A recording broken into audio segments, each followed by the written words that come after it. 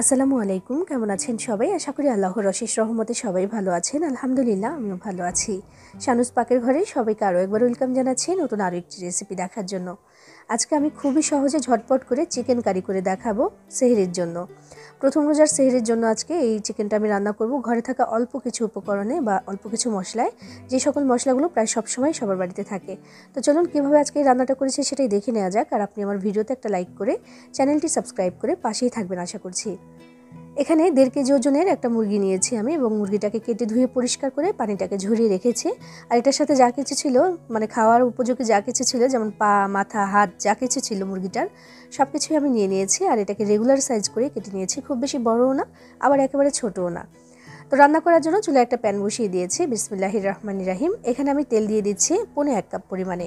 তেলটা যখন একটু গরম হয়ে আসবে, এখানে দিয়ে দিলাম আমি দারুচিনির ছোট একটা টুকরা, 3-4টি এলাচ, 3-4টি লবঙ্গ দিয়েছি, 4-5টির মতো গোলমরিচ আর একটা তেজপাতা। এগুলো দিয়ে একটু নাড়াচাড়া করে নিচ্ছি। এরপর এখানে দিয়ে দেবো আমি পেঁয়াজ কুচি। এখানে 1.5 কাপ পরিমাণে পেঁয়াজ কুচি দিয়ে দিলাম আমি। এবার এই পেঁয়াজটাকে লাল লাল করে ভেজে নিতে হবে। তো পেঁয়াজটা যেন তাড়াতাড়ি একটু ভাজা হয়ে যায় বা সেদ্ধ হয়ে যায়, এই জন্য আমি এখানে দিয়ে দিচ্ছি লবণ। রান্নাটাতে যে লবণটা দিতাম সেটা আমি এখন দিয়ে দিলাম, 1 চা চামচ পরিমাণে দিয়ে দিয়েছি। এতে করে কিন্তু তাড়াতাড়ি নরম হয়ে যাবে পেঁয়াজটা।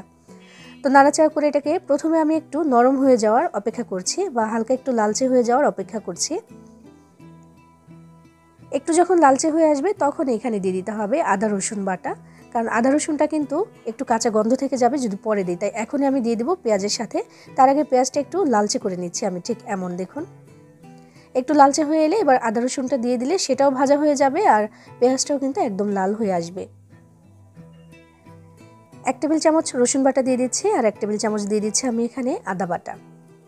এবার আমি একসাথে ভেজে নেব। আর মাংস রান্নার ক্ষেত্রে যে কোনো মাংসই হোক না কেন, পেঁয়াজটা একটু লাল লাল করে ভেজে নিলে ভালো হয়, মানে মাংসের কালারটা একটু বেশ সুন্দর আসে। তো সেজন্য আমি এই একটু লাল লাল করে পেঁয়াজটাকে ভেজে নেব এখন। আদা রসুনটা একই সাথে ভাজা হচ্ছে, এতে করে কাঁচা গন্ধটা কিন্তু আর থাকবে না। তো সুন্দর করে আমি ভেজে নিয়েছি, দেখুন বেশ সুন্দর একটা লালচে রং চলে এসেছে। এবার এখানে আমি কিছু গুঁড়া মশলা দেবো, তার আগে একটু পানি দিয়ে দিচ্ছি যেন মশলাটা পুড়ে না যায়। 1 চা চামচ দিয়েছি হলুদের গুঁড়া, 2 চা চামচ দিয়েছি লাল মরিচের গুঁড়া, এখানে জিরার গুঁড়া দিয়ে দিচ্ছি 1 চা চামচ পরিমাণে, আর ধনিয়া গুঁড়াও 1 চা চামচ দিয়ে দিচ্ছি। তো এই হচ্ছে মশলা, বেশি কোনো কিছু এখানে দিচ্ছি না। তো এই মশলাটা আমি কষিয়ে নেব বেশ ভালো মতো। যত ভালো করে কষানো হবে তরকারিটাও কিন্তু ততটাই বেশি টেস্টি হবে। তেলটা আলাদা হয়ে যাওয়া পর্যন্ত একটু কষিয়ে নিচ্ছি আমি এটাকে।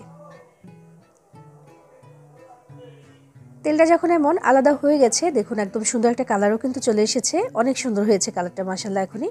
এবার এখানে আমি চিকেনটা দিয়ে দেবো, দেখুন তেলটা কিন্তু একদম আলাদা হয়ে গেছে। এবার চিকেনটা এখানে দিয়ে তারপর কষিয়ে নিতে হবে। তো দিয়ে দিচ্ছি আমি এখানে চিকেনটা।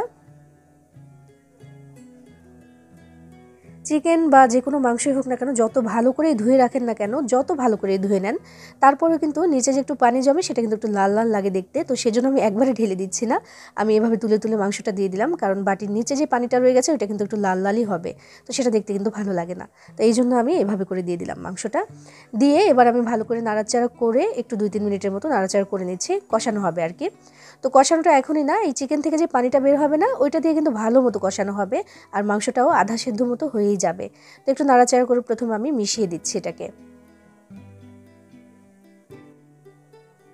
ব্রয়লার মুরগি সেদ্ধ হতে কিন্তু খুব বেশি সময় লাগে না, এমনিতে অনেক বেশি নরম থাকে এই মাংসটা, তাড়াতাড়ি সেদ্ধ হয়ে যায়। তার উপরে কিন্তু এভাবে একটু কষিয়ে তারপর রান্নাটা করলে রান্নাটা যেমন তাড়াতাড়ি হয়, খেতেও কিন্তু ভালো লাগে।